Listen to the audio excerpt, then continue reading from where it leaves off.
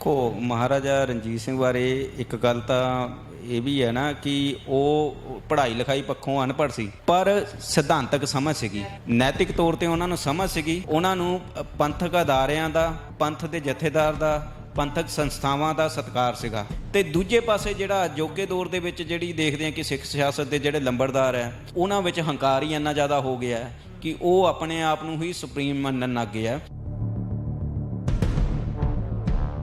ਕੀ ਪੰਥ ਦੀ ਗੱਲ ਹੋ ਰਹੀ ਹੈ ਕਿ ਜਿਹੜੇ ਬਾਗੀ ਹੋਏ ਨੇ ਉਹ ਪੰਥ ਦੇ ਲਈ ਸੁਹਿਰਦ ਨੇ ਜਾਂ ਫਿਰ ਉਹ ਵੀ ਕੁਰਸੀਆਂ ਦੀ ਭੁੱਖ ਦੇ ਹੀ ਮਾਰੇ ਹੋਏ ਨੇ? ਜਾਵੇ ਤਾਂ ਥੌਟ ਦੇ ਲੈਵਲ ਤੋਂ ਤੇ ਸਿਧਾਂਤ ਦੇ ਲੈਵਲ ਤੋਂ ਅਕਾਲੀ ਦਲ ਪਿਛਲੇ ਕਈ ਸਾਲਾਂ ਤੋਂ ਭਟਕਿਆ ਫਿਰਦਾ ਹੈ। ਉਹ ਡੇਰਾ ਸਿਰਸਾ ਨੂੰ ਮਾਫੀ ਦਿੱਤੀ ਸੀ, ਉਦੋਂ ਅਕਾਲੀ ਦਲ ਦੇ ਜਿਹੜੇ ਅੱਜ ਬਗਾਵਤੀ ਲੀਡਰ ਬਣੇ ਫਿਰਦੇ, ਚਾਹੇ ਉਹ ਮਲੂਕਾ ਸਾਹਿਬ ਹੈ, ਚਾਹੇ ਉਹ ਚੰਦੂ ਮਾਜਰਾ ਜੀ ਹੈ, ਤਾਂ ਇਹਨਾਂ ਨੇ ਬਿਲਕੁਲ ਉਸ ਚੀਜ਼ ਦੀ ਹਿਮਾਇਤ ਕੀਤੀ ਸੀਗੀ। ਤੇ ਬਿਨਾਂ ਪਿਓਰਟੀ ਤੋਂ ਇਹ ਸਿਰਫ ਇੱਕ ਮੌਕਾ ਪ੍ਰਸਤੀ ਵਿੱਚੋਂ ਮਾਫੀਨਾਮਾ ਆਇਆ ਹੈ। ਮੈਨੂੰ ਲੱਗਦਾ ਵੀ ਇਸ ਵਾਰ ਸਿੰਘ ਸਾਹਿਬ ਅਜਿਹੀ ਕੋਈ ਗਲਤੀ ਨਹੀਂ ਦੁਹਰਾਉਣਗੇ ਜੋ ਗਿਆਨੀ ਗੁਰਬਚਨ ਸਿੰਘ ਹੋਣਾ ਨੇ ਕੀਤੀ ਸੀ। ਉਹਦੇ ਲਈ ਕੁਝ ਇਹੋ ਜਿਹਾ ਫੈਸਲਾ ਹੋਣਾ ਚਾਹੀਦਾ ਹੈ ਜਿਹੜਾ ਆਮ ਸਿੱਖਾਂ ਨੂੰ ਲੱਗੇ ਕਿ ਹਾਂ ਵਾਕਈ ਅਕਾਲ ਤਖਤ ਸਾਹਿਬ ਨੇ ਇਸ ਵਾਰ ਜਿਹੜਾ ਫੈਸਲਾ ਦਿੱਤਾ ਹੈ ਉਹ ਬਿਨਾਂ ਕਿਸੇ ਪੱਖਪਾਤ ਤੋਂ ਦਿੱਤਾ ਹੈ ਤੇ ਇਹ ਬਣਨਾ ਚਾਹੀਦਾ ਸੀਗਾ। ਦੇਖੋ ਅਕਾਲੀ ਦਲ ਨੇ ਪਿਛਲੇ ਕਈ ਸਾਲਾਂ 'ਚ ਨਾ ਜਿਹੜਾ ਵਰਕਰ ਜੋੜਿਆ ਸੀਗਾ, ਉਹ ਇੱਕ ਸੱਤਾ ਪ੍ਰਤੀ ਲਾਲਚੀ ਵਰਗ ਸੀਗਾ, ਜਿਨ੍ਹਾਂ ਨੂੰ ਮਤਲਬ ਕਿ ਸਿਰਫ ਇਹ ਲਿਖਦਾ ਸੀਗਾ ਵੀ ਕੋਈ ਰੇਤੇ ਦੀ ਜਾਂ ਮਾਈਨਿੰਗ 'ਚੋਂ ਬਿਜ਼ਨਸ ਕਮਾ ਰਿਹਾ ਸੀਗਾ ਜਾਂ ਕੁਛ ਟਰਾਂਸਪੋਰਟ ਦੇ ਧੰਦੇ 'ਚੋਂ ਕੋਈ ਫਾਇਦਾ ਲੈ ਰਿਹਾ ਸੀਗਾ, ਤਾਂ ਉਹਨੂੰ ਅਕਾਲੀ ਮਸਲਿਆਂ ਨਾਲ ਕੋਈ ਸਾਰੋਕਾਰ ਹੀ ਨਹੀਂ ਸੀਗਾ।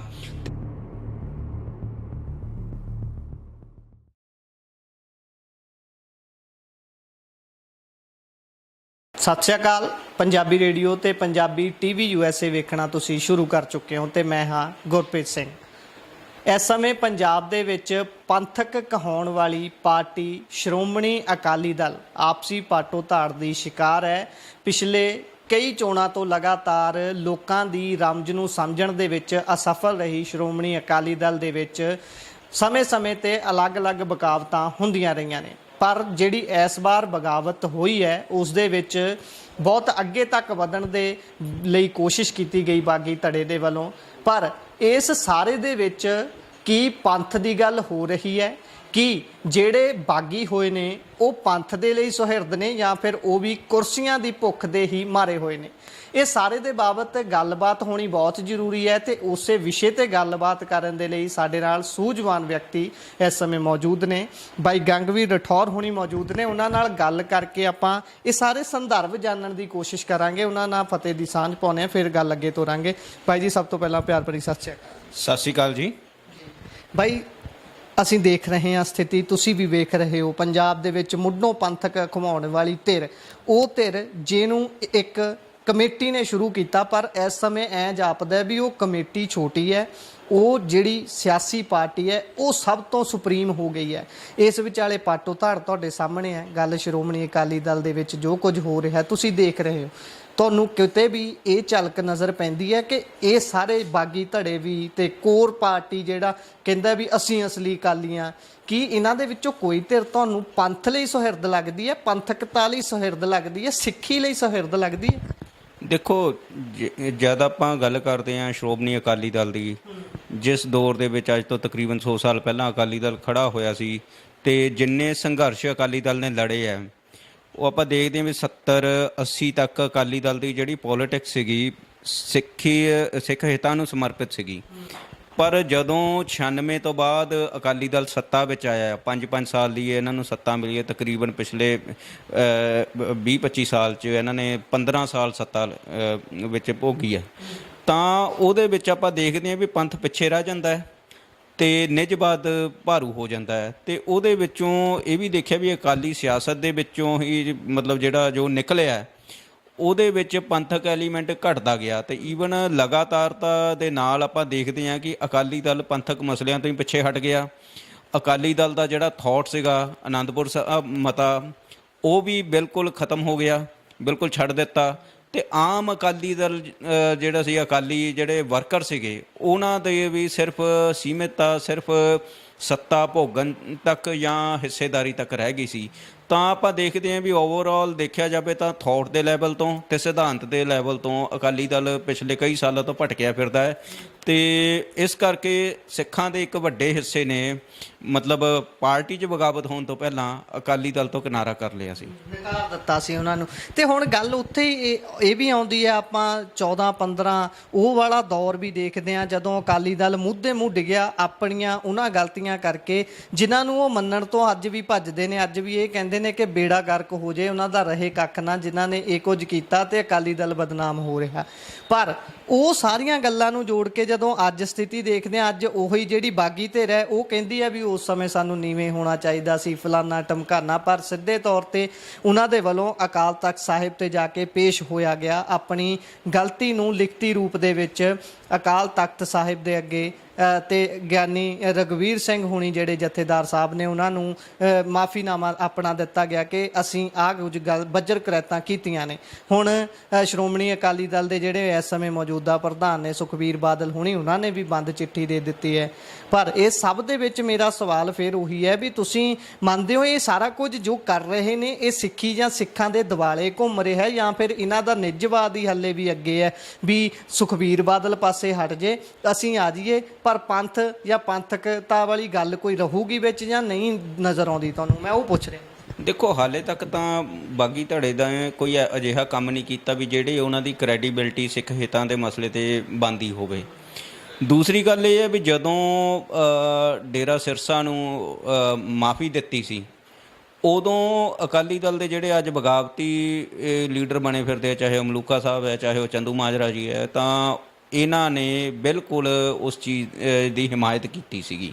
ਅਤੇ ਅੱਜ ਜਦੋਂ ਇਹ ਇਸ ਹਾਲਾਤ 'ਚ ਆ ਗਏ ਹਨ ਤਾਂ ਇਹ ਸਿਰਫ ਇੱਕ ਬੰਦੇ 'ਤੇ ਉਹ ਜ਼ਿੰਮੇਵਾਰੀ ਸਿੱਟ ਕੇ ਖੁਦ ਆਪਣੇ ਆਪ ਨੂੰ ਨਿਰਦੋਸ਼ ਸਾਬਤ ਕਰਨਾ ਚਾਹੁੰਦੇ ਹਨ। ਅਤੇ ਉਹਦੇ ਵਿੱਚ ਵੀ ਜਿਹੜੀ ਇਹਨਾਂ ਦਾ ਜ਼ਿਆਦਾ ਦਿਖ ਰਿਹਾ ਹੈ, ਜ਼ਿਆਦਾ ਝੁਕਾਅ ਦਿਖਦਾ ਪਿਆ, ਉਹ ਸਿਰਫ ਨਿੱਜਵਾਦ ਅਤੇ ਸੱਤਾ ਪ੍ਰਾਪਤੀ ਤੱਕ ਹੈ, ਜਾਂ ਕਹਿ ਲਓ ਕਿ ਆਪ ਦੀ ਪੋਲੀਟੀਕਲ ਗਰਾਊਂਡ ਬਚਾਉਣ ਤੱਕ ਸੀਮਿਤ ਹੈ।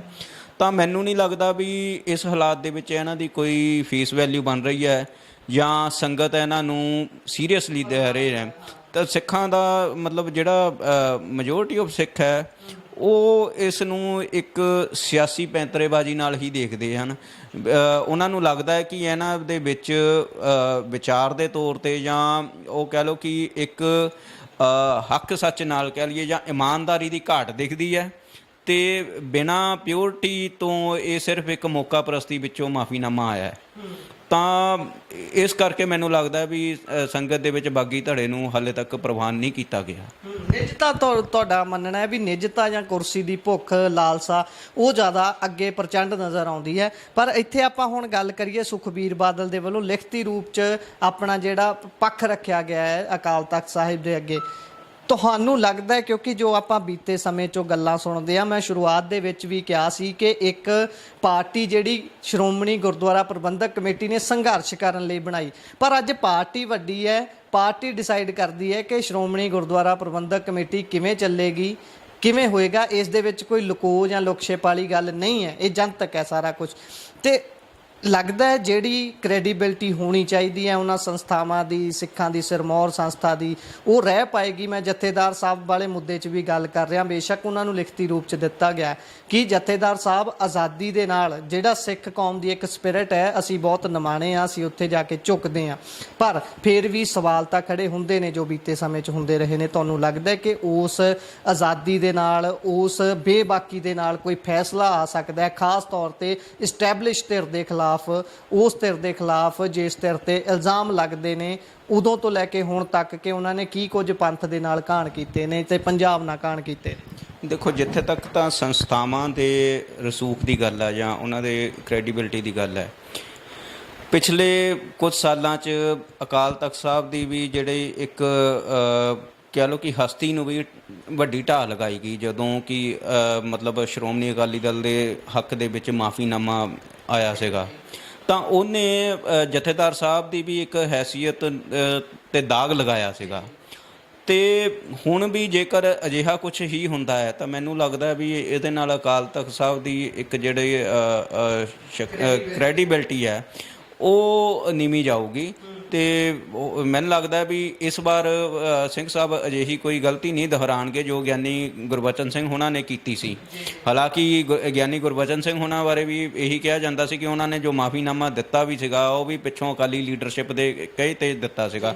ਉਹਨਾਂ ਨੂੰ ਬੁਲਾਇਆ ਗਿਆ, ਘਰ ਬੁਲਾ ਕੇ ਕਿਸੇ ਤਖਤ ਦਾ ਜਿਹੜਾ ਜਥੇਦਾਰ ਹੋਵੇ ਉਸ ਨੂੰ ਘਰੇ ਬੁਲਾ ਕੇ ਇਹ ਕੰਮ ਕਰਵਾਇਆ। ਬਿਲਕੁਲ ਇਹ ਗੱਲ ਸਾਹਮਣੇ ਆਉਂਦੀ ਆ ਵੀ ਅਜਿਹਾ ਕੁਝ ਹੋਇਆ ਹੈ।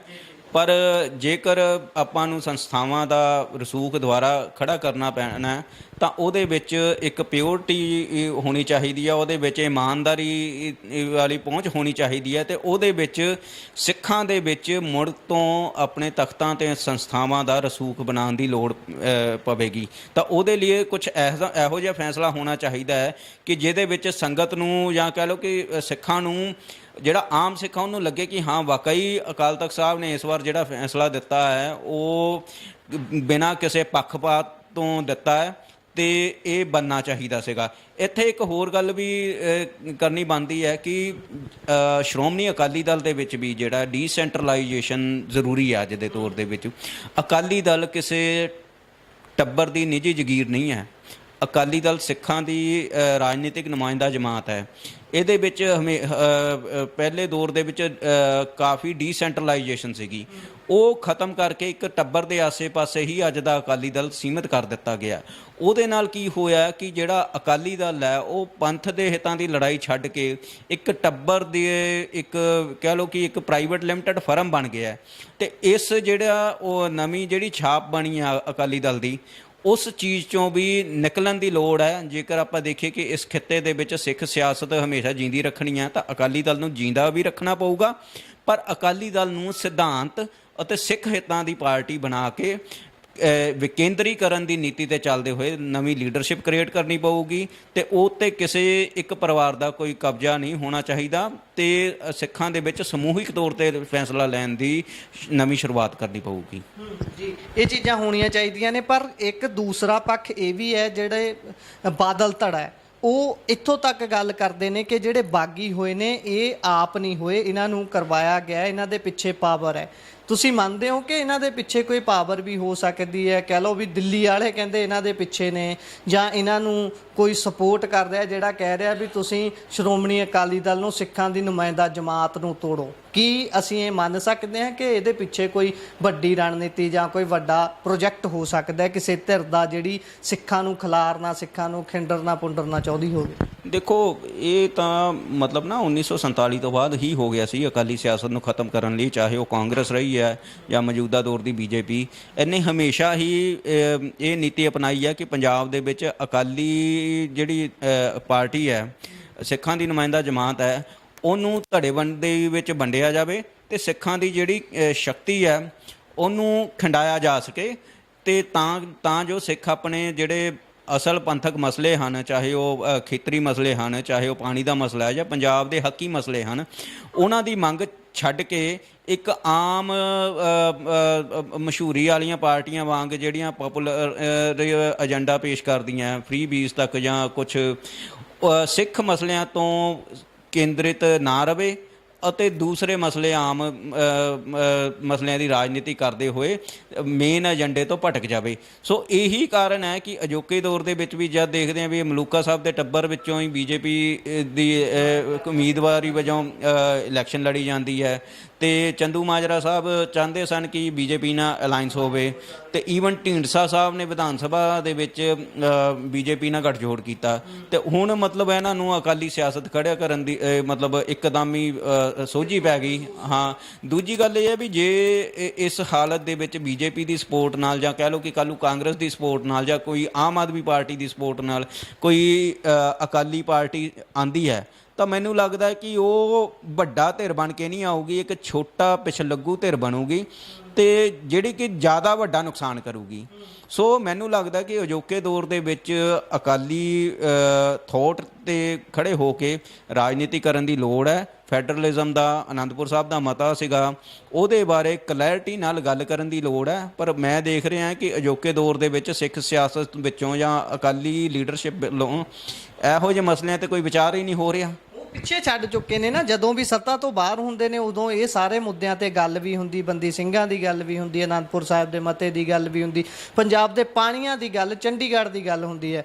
ਪਰ ਸੱਤਾ 'ਚ ਆਉਂਦਿਆਂ ਹੀ ਅਸੀਂ ਪਿੱਛੇ ਪੈਰ ਖਿੱਚ ਲੈਂਦੇ ਹਾਂ। ਅਸੀਂ ਇਹ ਕਹਿੰਦੇ ਹਾਂ ਕਿ ਨਹੀਂ, ਫਲਾਨਾ ਜਿਹੜਾ ਬੰਦੀ ਸਿੰਘ ਹੈ ਉਹਨੂੰ ਬਾਹਰ ਨਾ ਕੱਢਿਓ, ਇਹਦੇ ਨਾਲ ਤਾਂ ਪੰਜਾਬ ਦਾ ਮਾਹੌਲ ਵਿਗੜ ਜੂਗਾ। ਲਿਖ ਕੇ ਚਿੱਠੀਆਂ ਦਿੰਦੇ ਨੇ, ਜਿਹੜਾ ਰਿਕਾਰਡ ਤੇ ਆ ਚੀਜ਼ਾਂ, ਕਿ ਇਸ ਵਿਅਕਤੀ ਨੂੰ ਨਾ ਛੱਡਿਆ ਜਾਵੇ, ਪੰਜਾਬ ਤੇ ਦੇਸ਼ ਲਈ ਖਤਰਾ ਬਣ ਸਕਦਾ ਹੈ। ਫਿਰ ਅਸੀਂ ਕਿੱਦਾਂ ਯਕੀਨ ਕਰੀਏ? ਮੰਨ ਲਓ ਹੁਣ ਸ਼੍ਰੋਮਣੀ ਅਕਾਲੀ ਦਲ ਦੀ ਗੱਲ ਆਪਾਂ ਲੈ ਲਈਏ, ਸੁਖਬੀਰ ਬਾਦਲ ਸਿੰਘ ਦੀ, ਉਹ ਪਿੱਛੇ ਹਟ ਜਾਂਦੇ ਨੇ, ਉਹ ਆਪਣੀ ਪ੍ਰਧਾਨਗੀ ਛੱਡ ਵੀ ਦਿੰਦੇ ਨੇ, ਤਾਂ ਕੀ ਗਾਰੰਟੀ ਹੈ ਕਿ ਹੁਣ ਜਿਹੜਾ ਨਵਾਂ ਪ੍ਰਧਾਨ ਆਊਗਾ ਉਹ ਕਿਹਨੂੰ ਚੁਣਦੇ ਨੇ, ਕਿੱਥੋਂ ਆਉਂਦਾ ਹੈ? ਉਹ ਹੋਊਗਾ ਤਾਂ ਇਹਨਾਂ ਦੇ ਵਿੱਚੋਂ ਹੀ।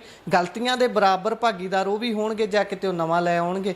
ਫਿਰ ਲੱਗਦਾ ਤੁਹਾਨੂੰ ਕਿ ਕਿਤੇ ਨਾ ਕਿਤੇ ਇਹ ਸਾਰੀਆਂ ਗੱਲਾਂ ਜਾਂ ਮੈਂ ਪਿੱਛੇ ਜਿਹੜੀਆਂ ਜੋੜੀਆਂ ਨੇ ਕਿ ਪਿੱਛੇ ਹਟ ਜਾਂਦੇ ਨੇ ਗੱਲ ਕਹੀ ਤੋਂ, ਜਾਂ ਪ੍ਰਧਾਨ ਬਦਲ ਜਾਊਗਾ, ਇਹ ਸਭ ਦੇ ਬਾਵਜੂਦ ਜਦੋਂ ਇੱਕ ਨਵੇਂ ਰੂਪ 'ਚ ਅਕਾਲੀ ਦਲ ਜੇ ਸਾਹਮਣੇ ਆਉਂਦੀ ਹੈ ਸਾਰੇ ਦੇ ਬਾਅਦ, ਤਾਂ ਲੋਕਾਂ ਦਾ ਯਕੀਨ ਵਾਪਸ ਬਣ ਸਕਦਾ ਹੈ ਇਸ ਧਿਰ ਦੇ ਵਿੱਚ? ਕਿਉਂਕਿ ਇਸ ਨੂੰ ਜਿਉਂਦੀ ਰੱਖਣ ਦੀਆਂ ਗੱਲਾਂ ਤਾਂ ਵਿਰੋਧੀ ਧਿਰ ਵਾਲੇ ਵੀ ਕਰਦੇ ਨੇ, ਕਾਂਗਰਸ ਵਾਲੇ ਵੀ ਕਈ ਵਾਰੀ ਕਹਿੰਦੇ ਨੇ ਕਿ ਨਹੀਂ, ਪੰਜਾਬ ਦੇ ਵਿੱਚ ਸ਼੍ਰੋਮਣੀ ਅਕਾਲੀ ਦਲ ਜਿਉਂਦੀ ਰਹਿਣੀ ਬਹੁਤ ਜ਼ਰੂਰੀ ਹੈ। ਤੁਸੀਂ ਇਸ ਨੂੰ ਕਿਵੇਂ ਵੇਖਦੇ ਹੋ? ਦੇਖੋ, ਜਿਹੜਾ ਵਿਰੋਧੀ ਧਿਰਾਂ ਦਾ, ਈਵਨ ਜੋ ਕਹਿ ਲਓ ਕਿ ਗੌਰਮੈਂਟ ਦਾ ਵੀ, ਸੈਂਟਰਲ ਗੌਰਮੈਂਟ ਦਾ ਵੀ ਸੋਚਣਾ ਹੈ, ਉਹਨਾਂ ਨੂੰ ਇਹ ਲੱਗਦਾ ਹੈ ਕਿ ਜੇਕਰ ਪੰਜਾਬ ਦੇ ਵਿੱਚ ਸਿੱਖਾਂ ਦੇ ਮਤਲਬ ਅਕਾਲੀ ਦਲ ਨਹੀਂ ਵੀ ਹੋਊਗਾ ਤਾਂ ਉਹਨਾਂ ਨੂੰ ਇਹ ਲੱਗਦਾ ਕਿ ਜਿਹੜੀ ਵੱਖਵਾਦੀ ਰਾਜਨੀਤੀ ਹੈ ਉਹ ਕਿਤੇ ਨਾ ਕਿਤੇ ਹਾਵੀ ਹੋ ਜੂਗੀ, ਵੀ ਜਾਂ ਜਿਹਨੂੰ ਉਹ ਕੱਟੜ ਪੰਥ ਦੀ ਰਾਜਨੀਤੀ ਬੋਲ ਕੇ ਭੰਡਦੇ ਆ, ਵੀ ਉਹ ਹਾਵੀ ਹੋ ਜੂਗੀ।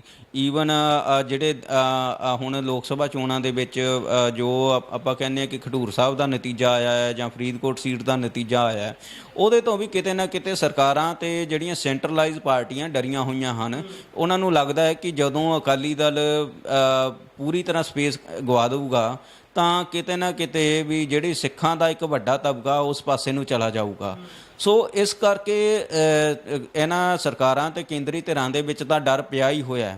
ਪਰ ਦੂਸਰੇ ਪਾਸੇ ਜੇ ਅਕਾਲੀ ਸਿਆਸਤ ਦੁਆਰਾ ਖੜੀ ਕਰਨੀ ਹੈ ਤਾਂ ਸਾਨੂੰ ਇਮਾਨਦਾਰੀ ਨਾਲ ਮਸਲਿਆਂ 'ਤੇ ਕੰਮ ਕਰਨਾ ਪਊਗਾ, ਉਹਦੇ ਵਿੱਚੋਂ ਹੀ ਲੋਕਾਂ ਦਾ ਯਕੀਨ ਜਿੱਤਣਾ ਪਊਗਾ। ਪਹਿਲੀ ਗੱਲ ਤਾਂ ਖਾਸ ਤੌਰ 'ਤੇ ਹੈ ਕਿ ਹੁਣ ਜਿਵੇਂ ਕਿ ਸੰਵਿਧਾਨਕ ਤੌਰ 'ਤੇ ਮੰਨਿਆ ਜਾ ਰਿਹਾ ਕਿ ਲੋਕ ਸਭਾ ਦੀਆਂ ਸੀਟਾਂ ਵਧਣ ਜਾ ਰਹੀਆਂ 2026 ਦੇ ਵਿੱਚ, 26 ਜਾਂ 27 ਦੇ ਵਿੱਚ, ਤਾਂ ਉਹਦੇ ਵਿੱਚ ਕੀ ਹੋ ਰਿਹਾ ਹੈ ਕਿ ਜਿਨ੍ਹਾਂ ਸੂਬਿਆਂ ਨੇ ਫੈਮਿਲੀ ਪਲੈਨਿੰਗ ਲਾਗੂ ਕੀਤੀ ਸੀਗੀ, ਜਿਵੇਂ ਪੰਜਾਬ, ਬੰਗਾਲ ਅਤੇ ਦੱਖਣੀ ਸੂਬੇ ਹੈ, ਜਿਹੜੇ ਗੈਰ ਹਿੰਦੀ ਭਾਸ਼ੀ ਸੂਬੇ ਹੈ, ਉਹਨਾਂ ਦੀਆਂ ਲੋਕ ਸਭਾ ਸੀਟਾਂ ਘਟਣ ਜਾ ਰਹੀਆਂ ਹਨ।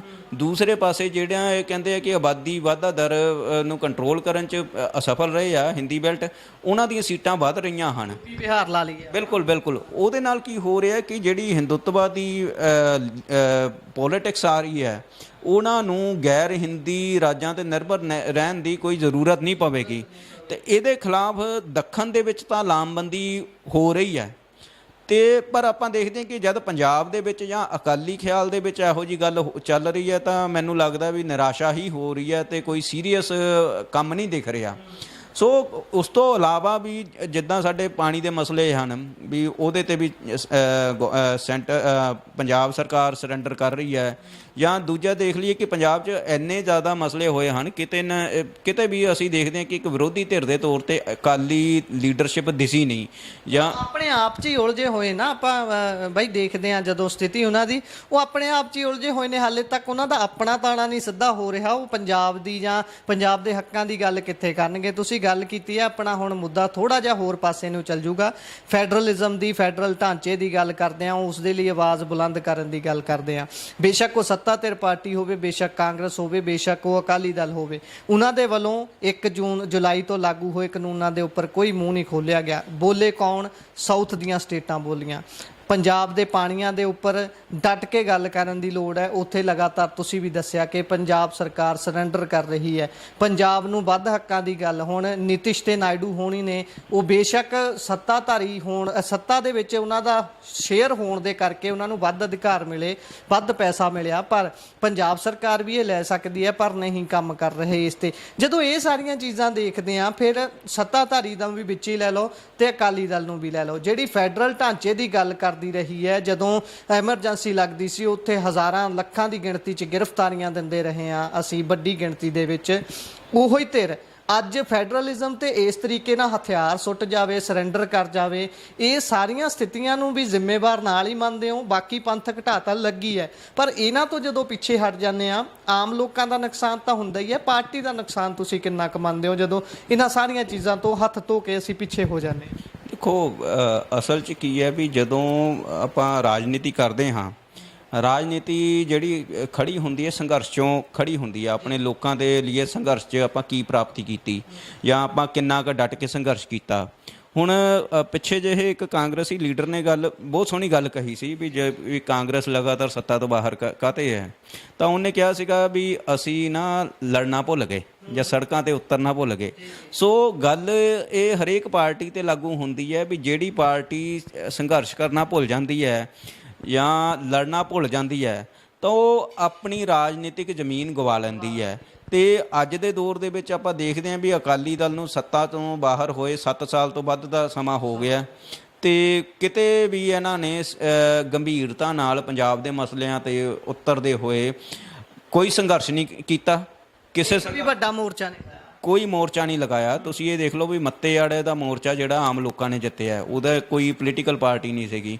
ਅਤੇ ਪੰਜਾਬ ਦੇ ਵਿੱਚ ਹੋਰ ਵੀ ਕਈ ਮਸਲੇ ਸਨ, ਈਵਨ ਪੰਜਾਬ ਦੇ ਪਾਣੀਆਂ ਦਾ ਮਸਲਾ ਹੈਗਾ ਹੈ। ਪੰਜਾਬ ਦੇ ਵਿੱਚ ਜਦੋਂ NSA ਪੰਜਾਬ ਦੇ ਨੌਜਵਾਨਾਂ 'ਤੇ ਲੱਗਾ ਹੈ ਤਾਂ ਉੱਥੇ ਵੀ ਅਕਾਲੀ ਦਲ ਨੇ ਕੋਈ ਕਹਿ ਲਓ ਕਿ ਸੀਰੀਅਸ ਕੰਮ ਨਹੀਂ ਕੀਤਾ। ਵੱਡੇ ਮੌਕੇ ਸੀ, ਮੰਨ ਸਕਦੇ ਹਾਂ ਅਸੀਂ, ਉਸ ਸਮੇਂ ਰਿਵਾਈਵਲ ਕਰ ਸਕਦੀ ਸੀ ਸ਼੍ਰੋਮਣੀ ਅਕਾਲੀ ਦਲ ਇੱਕ ਪੰਥਕ ਧਿਰ ਦੇ ਹੋਣ ਦੇ ਨਾਤੇ, ਇਹ ਮੰਨ ਸਕਦੇ ਹਾਂ। ਬਿਲਕੁਲ ਬਿਲਕੁਲ, ਕਿਉਂਕਿ ਧੜਾ ਧੜ ਨੌਜਵਾਨ ਗ੍ਰਿਫਤਾਰ ਕੀਤੇ ਜਾ ਰਹੇ ਸਨ। ਆਮ ਲੋਕ, ਕੋਈ ਬੰਦਾ ਜਿਹੜਾ ਕਿ ਭਾਈ ਅੰਮ੍ਰਿਤਪਾਲ ਸਿੰਘ ਨੂੰ ਕਿਸੇ ਜਲਸੇ ਵਿੱਚ ਵੀ ਮਿਲਿਆ, ਉਹਨੂੰ ਵੀ ਚੱਕਿਆ ਜਾ ਰਿਹਾ ਸੀਗਾ। ਇੱਕ ਖੌਫ ਦਾ ਮਾਹੌਲ ਸੀਗਾ। ਹਾਂ, ਅਤੇ ਉਹਦੇ ਵਿੱਚ ਅਕਾਲੀ ਦਲ ਦਾ ਕੋਈ ਮਤਲਬ ਸਟੈਂਡ ਵਧੀਆ ਨਹੀਂ ਰਿਹਾ ਅਤੇ ਨਾ ਹੀ ਉਹ ਸੰਘਰਸ਼ ਦੇ ਵਿੱਚ ਉਤਰੀ। ਈਵਨ ਪੰਜਾਬ ਦੇ ਵਿੱਚ ਹੀ ਸਿੱਖ ਰਿਆਸਤਾਂ ਦੇ ਜਿਹੜੇ ਨਿਸ਼ਾਨ ਸੀਗੇ, ਉਹ ਪੁਲਿਸ ਅਧਿਕਾਰੀਆਂ ਵੱਲੋਂ ਉਹਨਾਂ ਨੂੰ ਵੱਖਵਾਦੀ ਅਤੇ ਖਾਲਿਸਤਾਨ ਦਾ ਝੰਡਾ ਕਹਿ ਕੇ ਪ੍ਰਚਾਰਿਆ ਗਿਆ, ਤਾਂ ਉਸ ਪ੍ਰੋਪੇਗੈਂਡੇ ਨੂੰ ਵੀ ਭੰਨਣ ਲਈ ਅਕਾਲੀ ਦਲ ਅੱਗੇ ਨਹੀਂ ਆਇਆ। ਤਾਂ ਇਸ ਇੱਕ ਵੀ, ਮਾਫ ਕਰਨਾ ਤੁਹਾਡੀ ਗੱਲ ਕੱਟ ਰਿਹਾ, ਇਹ ਗੱਲ ਜਿਹੜੀ ਤੁਸੀਂ ਕੀਤੀ ਹੈ, ਇਸ ਤੇ ਆਪਾਂ ਇੱਕ ਵੀ ਪ੍ਰੈਸ ਕਾਨਫਰੰਸ ਵੀ ਨਹੀਂ ਦੇਖੀ। ਚਲੋ ਸੜਕ ਤੇ ਉਤਰਨ ਦੀ ਗੱਲ ਤਾਂ ਅਲੱਗ ਹੈ, ਪਰ ਉਹਨਾਂ ਨੇ AC ਵਾਲੇ ਕਮਰੇ 'ਚ ਬਹਿ ਕੇ ਵੀ ਇਸ ਤੇ ਗੱਲ ਕਰਨ ਦੀ ਗੁੰਜਾਇਸ਼ ਨਹੀਂ ਸਮਝੀ। ਇਸ ਦਾ ਕੀ ਕਾਰਨ ਮੰਨਦੇ ਹੋ? ਆਪਸੀ ਪਾਟੋ ਤਾੜ ਜਾਂ ਫਿਰ ਹੁਣ ਲੜਨਾ ਭੁੱਲ ਚੁੱਕੀ ਹੈ ਅਕਾਲੀ ਦਲ, ਉਹ ਸਪਿਰਿਟ ਨਹੀਂ ਰਹੀ ਅਕਾਲੀ ਦਲ ਦੇ ਅੰਦਰ? ਦੇਖੋ, ਅਕਾਲੀ ਦਲ ਨੇ ਪਿਛਲੇ ਕਈ ਸਾਲਾਂ 'ਚ ਨਾ ਜਿਹੜਾ ਵਰਕਰ ਜੋੜਿਆ ਸੀਗਾ, ਉਹ ਇੱਕ ਸੱਤਾ ਪ੍ਰਤੀ ਲਾਲਚੀ ਵਰਗ ਸੀਗਾ, ਜਿਨ੍ਹਾਂ ਨੂੰ ਮਤਲਬ ਕਿ ਸਿਰਫ ਇਹ ਲਿਖਦਾ ਸੀਗਾ ਵੀ ਕੋਈ ਰੇਤੇ ਦੀ ਜਾਂ ਮਾਈਨਿੰਗ 'ਚੋਂ ਬਿਜ਼ਨਸ ਕਮਾ ਰਿਹਾ ਸੀਗਾ ਜਾਂ ਕੁਛ ਟਰਾਂਸਪੋਰਟ ਦੇ ਧੰਦੇ 'ਚੋਂ ਕੋਈ ਫਾਇਦਾ ਲੈ ਰਿਹਾ ਸੀਗਾ, ਤਾਂ ਉਹਨੂੰ ਅਕਾਲੀ ਮਸਲਿਆਂ ਨਾਲ ਕੋਈ ਸਾਰੋਕਾਰ ਹੀ ਨਹੀਂ ਸੀਗਾ। ਅਤੇ ਜਦੋਂ ਸੱਤਾ ਬਦਲਦੀ ਹੈ ਤਾਂ ਉਹ ਅਜਿਹੇ ਬੰਦੇ ਮਤਲਬ ਕਿ ਕਿਉਂਕਿ ਸੱਤਾ ਤੋਂ ਬਾਹਰ ਹੋ ਜਾਂਦੇ ਆ ਅਤੇ ਇਹਨਾਂ ਦਾ ਸਰਵਾਈਵਲ ਨਹੀਂ ਹੁੰਦਾ ਅਤੇ ਇਹ ਦੂਜੀਆਂ ਪਾਰਟੀਆਂ 'ਚ ਜਾ ਰਲਦੇ ਆ। ਤਾਂ ਹੁਣ ਵੀ ਇਹ ਹੋਇਆ ਕਿਤੇ ਨਾ ਕਿਤੇ ਜਿਹੜਾ ਪੇਂਡੂ ਢਾਂਚਾ ਜਿਹੜਾ ਸੀਗਾ ਅਕਾਲੀ ਦਲ ਦਾ, ਉਹ ਪਿੰਡਾਂ 'ਚੋਂ ਪੇਂਡੂ ਢਾਂਚਾ ਟੁੱਟਦੇ ਹੋਏ ਉਹ ਆਮ ਆਦਮੀ ਪਾਰਟੀ ਵੱਲ ਚਲਾ ਗਿਆ ਜਾਂ ਕਿਤੇ ਨਾ ਕਿਤੇ ਕੋਈ ਕਾਂਗਰਸ ਵੱਲ ਚਲਾ ਗਿਆ, ਕਿਉਂਕਿ ਉਹਨਾਂ ਨੂੰ ਦਿਖ ਰਿਹਾ ਕਿ ਆਉਣ ਵਾਲੇ ਟਾਈਮ ਦੇ ਵਿੱਚ ਅਕਾਲੀ ਦਲ ਦੀ ਕੋਈ ਸਪੇਸ ਨਹੀਂ ਬਣ ਰਹੀ। ਉਸ ਕ੍ਰਾਈਸਿਸ ਦੇ ਵਿੱਚੋਂ ਅਕਾਲੀ ਦਲ ਦਾ ਜਿਹੜਾ ਇੱਕ ਲਾਲਚੀ ਜਿਹੜਾ ਵਰਕਰ ਸੀਗਾ, ਉਹ ਟੁੱਟ ਚੱਕਾ ਹੈ। ਇਸੇ ਨੂੰ ਤੁਸੀਂ ਕਾਰਨ ਮੰਨਦੇ ਹੋ ਕਿ ਜਿਹੜੇ ਪੰਜਾਬ ਦੇ ਵਿੱਚ ਆਮ ਆਦਮੀ ਪਾਰਟੀ ਦੇ ਇੰਨੇ ਵੱਡੇ ਪੱਧਰ ਤੇ ਪੈਰ ਲੱਗੇ ਨੇ, 92 ਸੀਟਾਂ ਆ ਜਾਣੀਆਂ, ਇਸੇ ਦਾ ਕਿਤੇ ਨਾ ਕਿਤੇ ਸ਼੍ਰੋਮਣੀ ਅਕਾਲੀ ਦਲ ਦਾ ਪਿੱਛੇ ਹਟ ਜਾਣਾ, ਸ਼੍ਰੋਮਣੀ ਅਕਾਲੀ ਦਲ ਦਾ ਨਿਘਾਰ ਵੱਲ ਜਾਣਾ ਆਮ ਆਦਮੀ ਪਾਰਟੀ ਲਈ ਫਾਇਦੇਮੰਦ ਸਾਬਤ ਹੋਇਆ? ਇਸ ਤੇ ਤੁਸੀਂ ਇਸ ਸਟੇਟਮੈਂਟ ਨੂੰ ਕਿਵੇਂ ਦੇਖਦੇ ਹੋ? ਦੇਖੋ, ਦੋ ਚੀਜ਼ਾਂ ਹੈ। ਪਹਿਲੇ ਤਾਂ ਆਪਾਂ ਦੇਖਦੇ ਹਾਂ ਕਿ ਪਿਛਲੇ 5 ਸਾਲ ਜਦੋਂ ਕਾਂਗਰਸ ਦੀ ਸਰਕਾਰ ਸੀਗੀ, ਉਦੋਂ ਅਕਾਲੀ ਦਲ ਨੇ ਓਪੋਜੀਸ਼ਨ ਦੀ ਕੋਈ ਭੂਮਿਕਾ ਹੀ ਨਹੀਂ ਨਿਭਾਈ, ਕੋਈ ਸੰਘਰਸ਼ ਨਹੀਂ ਲੜਿਆ। ਦੂਜਾ ਇਹ ਹੈ ਕਿ ਬੇਅਦਬੀ ਦਾ ਜਿਹੜਾ ਮਸਲਾ ਹੈ, ਬੇਅਦਬੀ ਦੇ ਮਸਲੇ ਦੇ ਵਿੱਚ ਅਕਾਲੀ ਦਲ ਨੇ ਅੱਜ ਤੱਕ ਇਹ ਮੰਨਿਆ ਹੀ ਨਹੀਂ ਕਿ ਉਹਦੇ ਵਿੱਚ ਡੇਰਾ ਸਿਰਸਾ ਇਨਵੋਲਵ ਸੀਗਾ।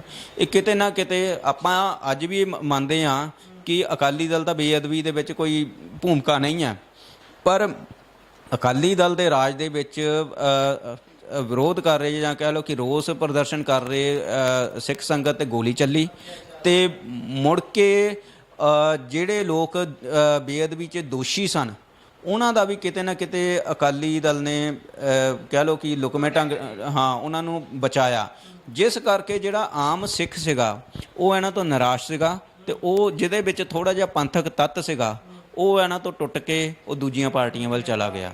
ਸੋ ਇਹ ਵੱਡਾ ਮਤਲਬ ਕਿ ਆਪਾਂ ਕਹਿ ਸਕਦੇ ਕਿ ਪੰਜਾਬ ਦੀ ਰਾਜਨੀਤੀ ਦੇ ਵਿੱਚ ਜੇ ਆਪਾਂ ਇਹਨੂੰ ਅੱਗੇ ਜਾ ਕੇ ਪਿਛਲੇ 10 ਜਾਂ 15 ਸਾਲ ਦੀ ਰਾਜਨੀਤੀ 'ਤੇ ਕੰਮ ਵੀ ਕਰਨਾ ਚਾਹਾਂਗੇ ਜਾਂ ਉਹਦੇ ਵਿੱਚ ਬੇਅਦਬੀ ਦਾ ਮਸਲਾ ਵੱਡਾ ਮਸਲੇ ਵਜੋਂ ਦੇਖਿਆ ਜਾਊਗਾ।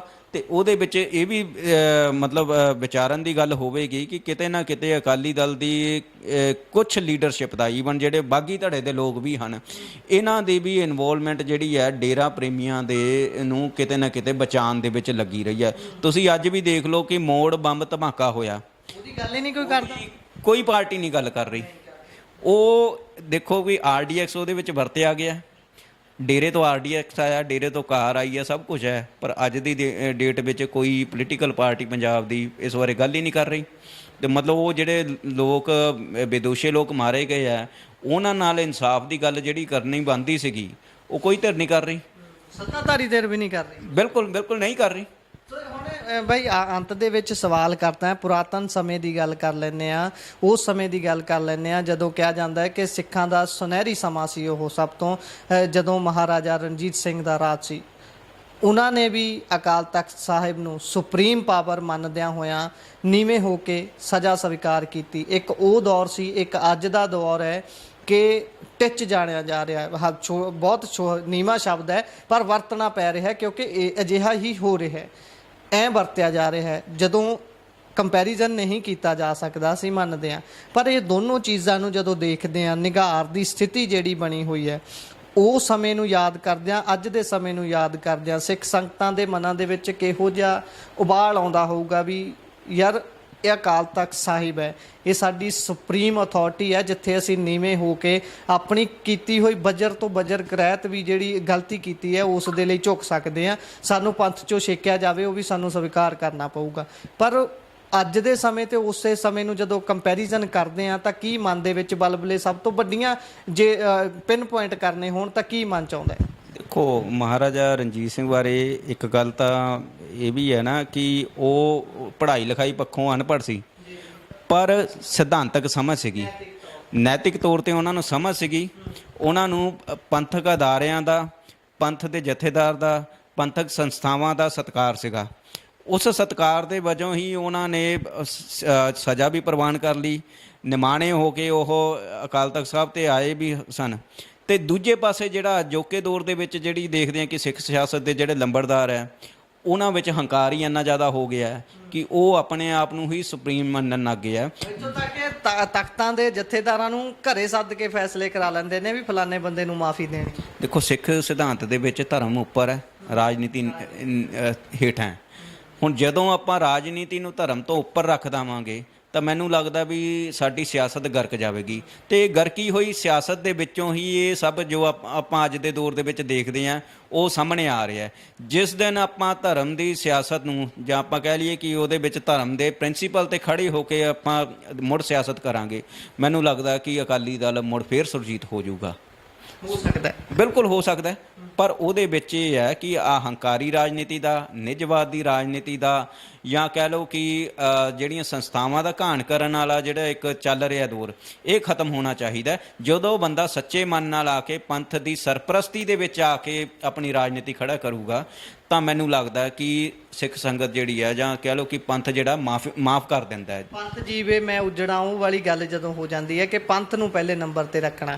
ਸੋ ਤੁਸੀਂ ਠੌਰ ਜੀ ਸਮਾਂ ਦਿੱਤਾ, ਤੁਹਾਡਾ ਬਹੁਤ ਬਹੁਤ ਧੰਨਵਾਦ। ਅੰਤ 'ਚ ਕੁਝ ਕਹਿਣਾ ਚਾਹੁੰਦੇ ਹੋ? ਬਸ ਇਹ ਮੈਂ ਤੁਹਾਡੀ ਗੱਲ ਨਾਲ ਹੀ ਸਹਿਮਤ ਹੁੰਦਾ ਹੋਇਆ ਹੀ ਕਹਾਂਗਾ ਕਿ ਇੱਕ ਦੌਰ ਸੀਗਾ ਵੀ ਮਾਸਟਰ ਤਾਰਾ ਸਿੰਘ ਵਰਗਿਆਂ ਦਾ ਜਿਨ੍ਹਾਂ ਨੇ ਮਤਲਬ ਕਿ ਪੰਥ ਜੀਵੇ ਮੈਂ ਉਜੜਾ ਸਭ ਕੁਛ ਮਤਲਬ ਵਾਰ ਦਿੱਤਾ। ਸਿੱਖਾਂ ਦੀ ਮਤਲਬ ਜਿਹੜੀ ਕਹਿ ਲਓ ਕਿ ਰਾਜਨੀਤੀ ਹੁੰਦੀ ਸੀ ਉਹਦੇ ਵਿੱਚ ਪੰਥਕ ਹਿੱਤ ਹੀ ਪਹਿਲੇ ਨੰਬਰ 'ਤੇ ਰੱਖੇ ਜਾਂਦੇ ਸੀ, ਨਿੱਜਵਾਦ ਦੀ ਕੋਈ ਥਾਂ ਨਹੀਂ ਸੀ। ਅਤੇ ਆਪਾਂ ਦੇਖਦੇ ਹਾਂ ਵੀ ਉਸ ਦੌਰ ਦੀ ਲੀਡਰਸ਼ਿਪ ਨੇ ਆਪਣੇ ਟੱਬਰਾਂ ਨੂੰ ਇਹ ਨਹੀਂ ਪਾਰਟੀ ਬਣਾ ਲਈ ਕਿ ਇੱਕ ਪ੍ਰਾਈਵੇਟ ਲਿਮਟਿਡ ਫਰਮ ਬਣਾ ਕੇ ਜਾਂ ਪੈਸਾ ਇਕੱਠਾ ਕਰਨ 'ਤੇ ਲਗਾ ਦਿੱਤਾ। ਅਤੇ ਉਹ ਰਾਜਨੀਤੀ ਦਾ ਸੁਨਹਿਰੀ ਦੌਰ ਸੀਗਾ, ਸੰਘਰਸ਼ ਸੀਗੇ। ਅਤੇ ਮੈਨੂੰ ਲੱਗਦਾ ਵੀ ਜਦੋਂ ਲੀਡਰਸ਼ਿਪ ਆਪਣੇ ਇਤਿਹਾਸ ਤੋਂ ਸੇਧ ਲਵੇਗੀ ਅਤੇ ਉਹੋ ਜਿਹਾ ਕਰੈਕਟਰ ਦੇ ਬੰਦੇ ਪੈਦਾ ਕਰੇਗੀ ਤਾਂ ਮੈਨੂੰ ਲੱਗਦਾ ਵੀ ਪੰਥ ਮੁੜ ਚੜ੍ਹਾਈ ਕਰੇਗਾ ਅਤੇ ਅਕਾਲੀ ਲੀਡਰਸ਼ਿਪ ਜਾਂ ਅਕਾਲੀ ਸਿਆਸਤ ਜਿਹੜੀ ਹੈ, ਸਿੱਖ ਸਿਆਸਤ ਹੈ, ਉਹ ਤਕੜੀ ਹੋਵੇਗੀ ਤੇ ਮੁੜ ਮੈਨੂੰ ਲੱਗਦਾ ਹੈ ਵੀ ਪੰਥਕ ਤੌਰ ਤੇ ਆਪਾਂ ਜਿਹੜੇ ਪੰਥਕ ਹਿੱਤਾਂ ਦੀ ਗੱਲ ਅੱਗੇ ਤੋਰ ਪਾਵਾਂਗੇ ਤੇ ਮੋਰਚੇ ਫਤਿਹ ਕਰ ਪਾਵਾਂਗੇ। ਧੰਨਵਾਦ। ਸੋ ਇਹ ਸਨ ਸਾਡੇ ਨਾਲ ਗੰਗਵੀਰ ਰਾਠੌਰ ਜੀ, ਜਿਨ੍ਹਾਂ ਨੇ ਚਾਨਣਾ ਪਾਇਆ ਹੈ ਕਿ ਸ਼੍ਰੋਮਣੀ ਅਕਾਲੀ ਦਲ ਨੂੰ ਲੈ ਕੇ ਜਿਹੜੀ ਇਸ ਸਮੇਂ ਖਿੱਚੋਤਾਣ ਪੰਜਾਬ ਦੇ ਵਿੱਚ ਚੱਲ ਰਹੀ ਹੈ, ਉਸ 'ਤੇ ਨਜ਼ਰ ਸਾਰੇ ਪੰਜਾਬ ਦੀ ਬਣੀ ਹੋਈ ਹੈ। ਉਹ ਸਾਰੇ ਦੇ ਵਿੱਚ ਜੋ ਅਸੀਂ ਗੱਲਾਂ ਕੀਤੀਆਂ ਨੇ, ਜੋ ਮਨ ਦੇ ਤੌਖਲੇ ਜਾਂ ਸਵਾਲ ਸੀ, ਉਹਨਾਂ ਦੇ ਨਾਲ ਸਾਂਝੇ ਕਰਕੇ ਇੱਕ ਵਿਚਾਰ ਗੋਸ਼ਟੀ ਕੀਤੀ ਹੈ। ਇਹ ਸਾਰੇ ਬਾਬਤ ਤੁਹਾਡੇ ਕੀ ਵਿਚਾਰ, ਰਾਏ, ਟਿੱਪਣੀਆਂ ਨੇ, ਤੁਸੀਂ ਸਾਡੇ ਨਾਲ ਸੱਭਿਅਕ ਭਾਸ਼ਾ ਦੇ ਵਿੱਚ ਸਾਂਝੇ ਕਰ ਸਕਦੇ ਹੋ। ਜੁੜੇ ਰਹੋ Punjabi radio, Punjabi TV USA ਨਾਲ। ਧੰਨਵਾਦ।